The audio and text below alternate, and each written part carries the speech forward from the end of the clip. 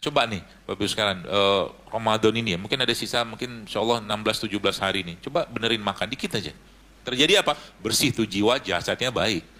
Efeknya nanti coba aja kerjain.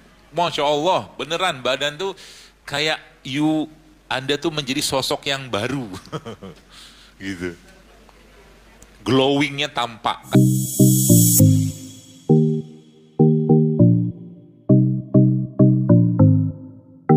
Ramadan.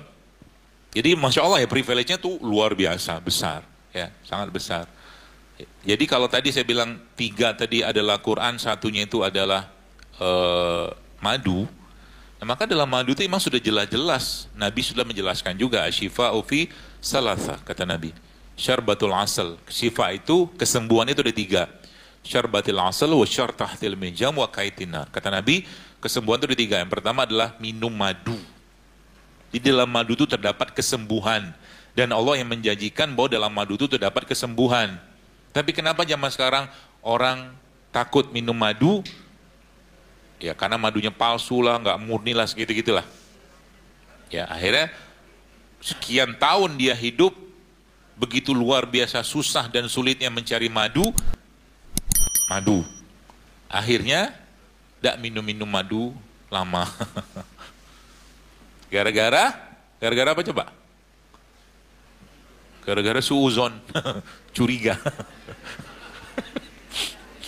Jadi gara-gara curiga yang dipelihara, tidak minum madu lah berapa puluh tahun, katakanlah atau berapa tahun. Itu penyakit kan? Makanya penyakit yang paling susah itu di sini. Ya, dalam hati. Kita tuh punya semua, punya. Apakah cuma benci, dendam, marah? Enggak pede aja penyakit loh. Beneran, percaya sama saya. Enggak pede aja itu penyakit. Makanya kalau mungkin Anda bertemu atau Anda ketemu dengan pasangan yang mohon maaf misalkan secara statusnya mungkin dia dari orang biasa ketemu dengan si pasangannya yang punya status lebih besar, lebih tinggi katakanlah. Tugas ini kalau secara syariat sering-sering pujilah dia. Hargai dia. Supaya apa? Supaya ginjalnya tidak teraniaya.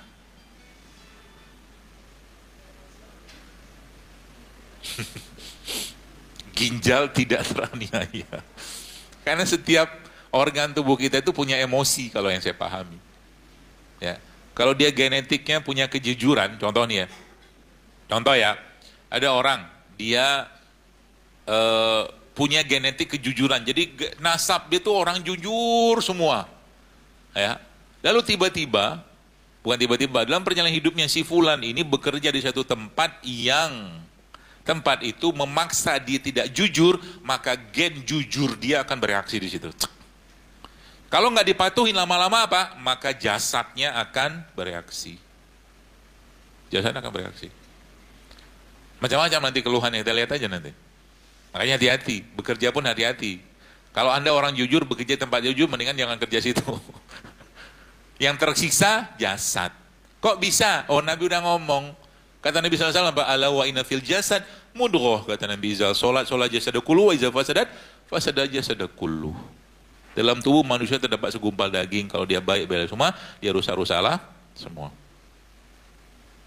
Susah jaga hati ini, serius. Ya. Makanya saya itu orang yang paling nggak suka dengan hal-hal yang membuat hati saya nggak nyaman. Kalau nggak nyaman, saya pergi aja. Ya, mengikuti bagaimana kaidah yang pernah ada, yang saya pernah pelajari. Contoh nih, suatu hari Abu Bakar As-Siddiq radhiyallahu anhu itu diomel-omelin, dicaci-caci sama orang. Nabi di situ. Lalu waktu Abu Bakar itu dicaci-caci segala macam kayak begitu, Nabi senyum aja. Lantas Abu Bakar mulai muncul manusiawinya dia, radhiyallahu anhu. Apa yang dia kerjakan? Dia balas orang yang menghina dan mencaci itu.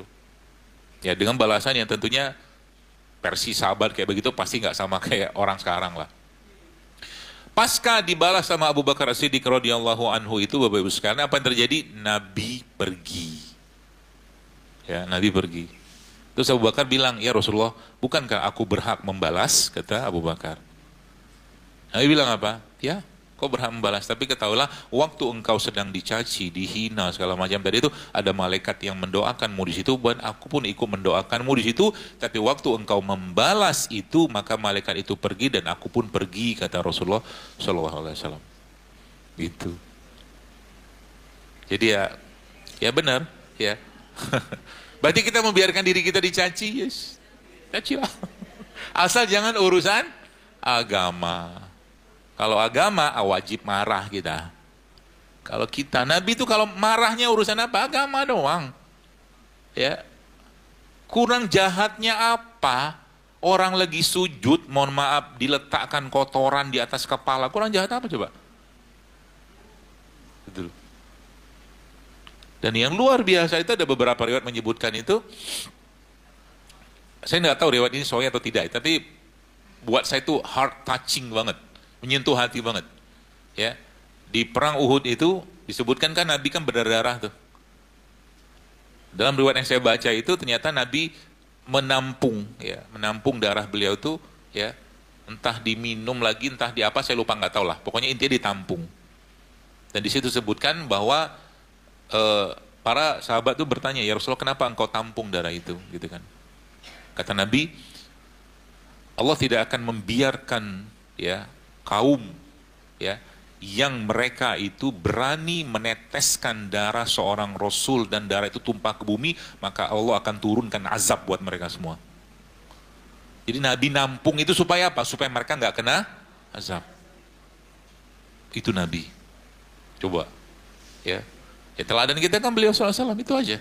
Artinya apa? Ya memang babnya kita ini yang jadi masalah tentang kesehatan kita sekarang ini adalah tadi mungkin ada nggak pede, ada kemarahan, ada benci, ada dendam, ada apalagi curiga, segala macam numpuk segala macam. Nah, jadilah barang itu menjadi satu penyakit fisik yang kita kenal dengan ini itu segala macam. Di balik penyakit fisik yang ada pada diri seseorang, Bapak sekalian, percayalah di situ ada emosi yang mampet. Percayalah. Ya. Tugas kita ngapain? Dirilis. Orangnya itu misalkan ini minta ampun, makanya bulan itu benar-benar bulan yang kita minta sejadi jenis sama Allah apa? Putuskan semua genetik nasab emosional yang buruk dari leluhur, ya, dan perbaiki, ya, di kitanya dan apa anak keturunan kita supaya nggak banyak lagi penyakit kayak begitu. Caranya gimana? Puasa itu sendiri itu sudah bisa memberikan efek aslinya. Apalagi makannya benar.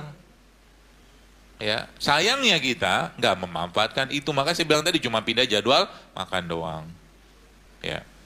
Sehingga bicara tentang puasa itu sendiri, Masya Allah ya. Nah coba nih, Bapak Ibu sekalian, Ramadan ini ya, mungkin ada sisa mungkin Insya Allah 16-17 hari ini. Coba benerin makan dikit aja.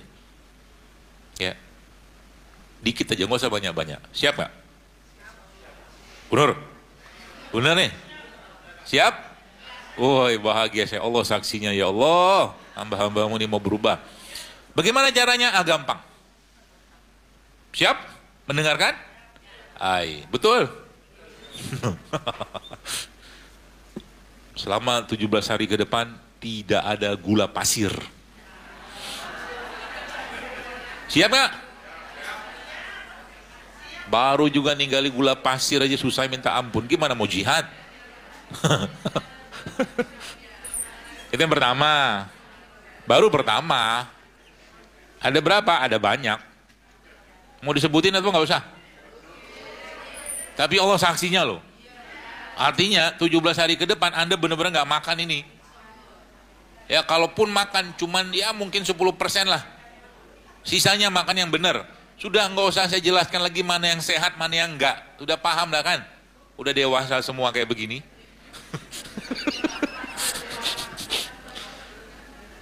Pertama gula pasir. Yang kedua apa? Tepung terigu. Kan tuh udah janji lo tadi lo. Dokter mengharamkan? Enggak, saya nggak mengharamkan. Cuman ini judulnya buat latihan aja. Ya, berarti kalau saya nggak makan tepung, gimana kehidupan saya? Apakah saya akan mati? Indonesia itu aslinya negara yang tidak kenal tepung. tepung, percayalah, terigu maksudnya ya. Dari dulu kita tuh yang makannya ubi, keladi, talas, itu aja.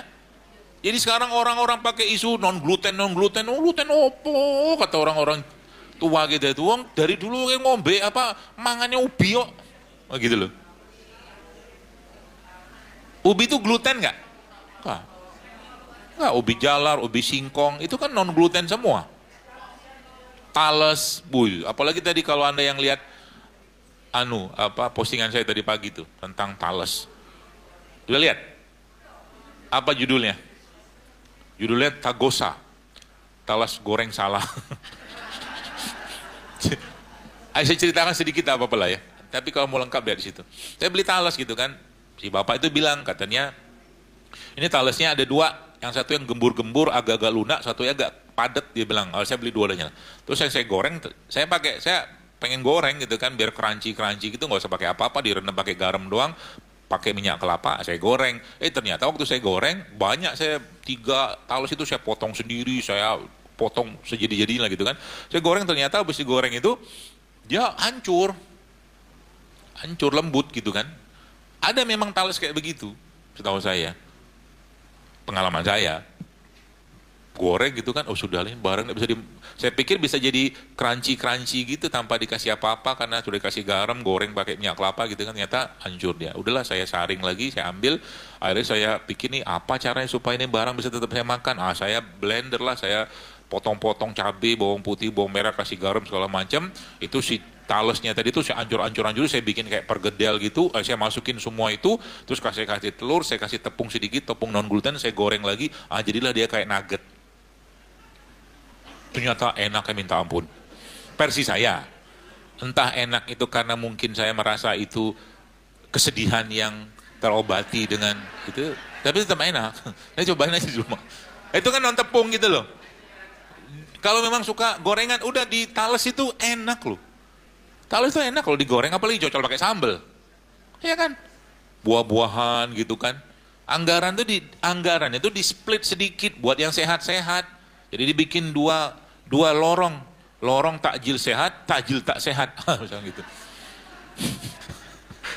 Karena tetap ada orang yang pengen gitu loh. Gitu. Supaya apa? Supaya Ramadannya secara puasa, hati, ikhlas boleh jalan tuh. Nah sekarang makanannya juga dibenerin, kan Masya Allah. Bener-bener fitrah dia nanti pada hari terakhir Ramadan. Hatinya dibersihkan, imannya disucikan, dikuatkan lagi, jiwa dikokohkan, karena badannya makan yang benar, bahkan lebih banyak gak makannya, lebih banyak makan tanda kutip Quran, lebih banyak makan sodako, nah gitu loh. Yang terjadi apa? Bersih tuh jiwa, jasadnya baik. Makanya zaman sekarang, kalau saya tanya sekali lagi pada bapak sekalian, ya, tadi baru 2 ya? Mau tambah lagi? Udah cukup lah ya? Tambah. Baik. Yang ketiga, yang digoreng-goreng. Jadi gantinya pakai apa? Kukus, rebus, gitu-gitu lah, steam gitu-gitu lah. Gitu. Efeknya nanti coba aja kerjain. Masya Allah, beneran badan tuh kayak Anda tuh menjadi sosok yang baru. Gitu. Glowingnya tampak, karena perut udah beres. Jadi perut itu adalah, muka itu cerminan perut. Kalau perutnya benar, mukanya pasti benar. Perutnya berantakan, muka pasti berantakan. Berantakan itu maksudnya, ya jerawat lah, apa segala macam gitu maksudnya. Ya, gitu. Minyak goreng. Berarti nggak boleh goreng? Boleh. Kalau mau goreng, ganti sedikit aja pakai minyak kelapa atau apa, kalau nggak disangrai sedikit atau nggak di oven gitu. Nanti bikin bakwan oven, bakwan panggang, ya bakwan panggang. Bisa kan? Bisa bakwan dipanggang di oven? Bisa. Saya pernah bikin kok. Tepungnya non gluten, misalkan gitu kan? Ya pakai itu aja tadi, keladi kayak ubi segala macam, dikasih bumbu sedikit, kasih sayur, akan tambah tepung, tambah terigu. Bisa sebenarnya. Susah nggak? Susah. Makanya jangan kerjain. Gak usah lah capek. Beli aja. Paling gitu nanti sehari oke. 2 hari ada teman lewat ngajak. Udah standar. Setan tuh paling tahu cara menggoda kita. Lebih sakti dia. Tapi dia makhluk yang lemah. Allah janjikan bilang begitu.